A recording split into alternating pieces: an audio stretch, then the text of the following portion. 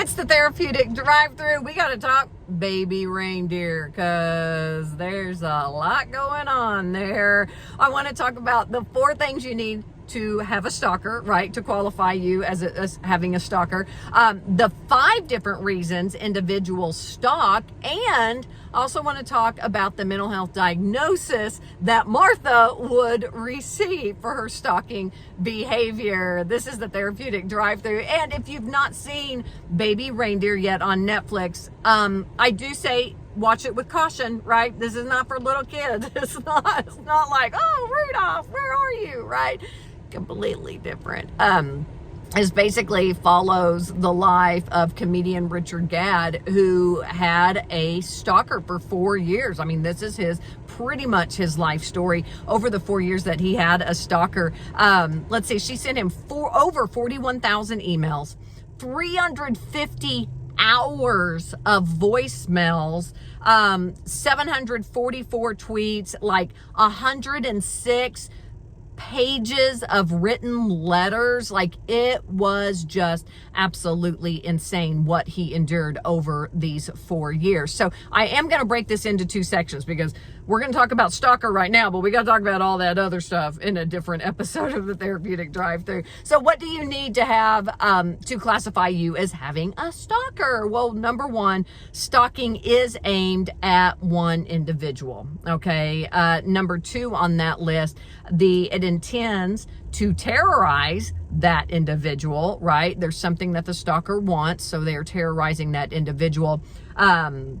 The victim fears for their safety, and it must be reoccurring. So if you do have those 4 and you can identify that, then maybe that is something that you need to report to authorities. Now, in 1999, I will tell you that Paul Mullen is a researcher who found there are 5 different reasons individuals stalk. Okay, so the number 1 and the longest lasting, this reason tends to bring about the most individuals stalking for a lengthy amount of time, is because they've been rejected. So let's say somebody is like, oh, I love you, let's go on a date, and the individual's like, get lost, loser, right? Then that stalker says, oh, I was rejected, and their goal in stalking is for revenge.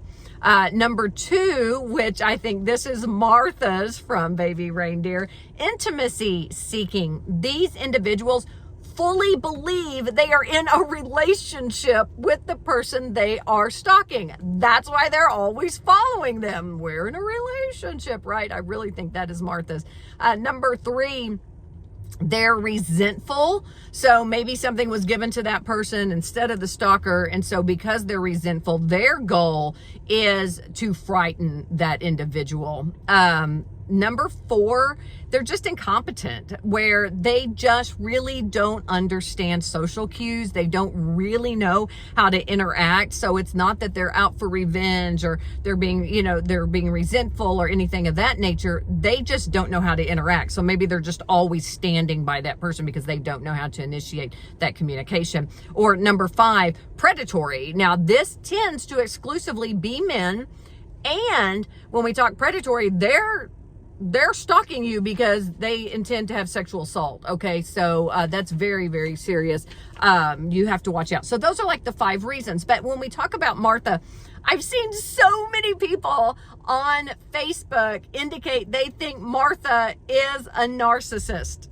I don't agree with this one little bit. I can see why, because when you look at people with narcissistic personality disorder, they have that inflated sense of self-importance, which we see that kind of in Martha, right? Oh, I've done all these things.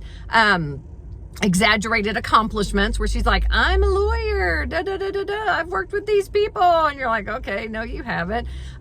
They use others to get what they want. They believe they are superior.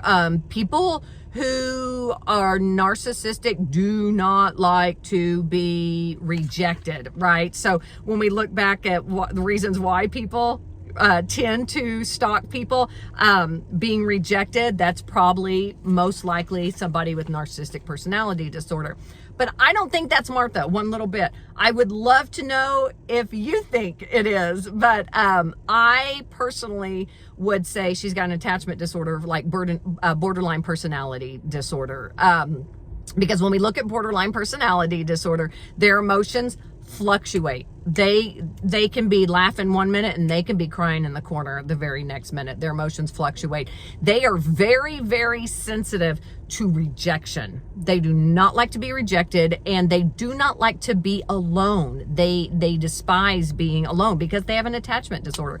And there's no gray in a relationship. They love you or they hate you. They love you if they think you're in a relationship, but the minute you're like, go away, we're not in a relationship, well, they can quickly turn and be like, well, I'm going to kill you then, right? And so we see that kind of in Martha. And borderline personality disorder, the things they do are strictly to regain the attention of the person that they're attaching to, right? So when we see Martha sitting on the bench days on end, I don't think you would see somebody who is a narcissist doing that, right? Because that says I've been broken, and that is not a characteristic of somebody who's a narcissist. They would never, ever let you know they were broken.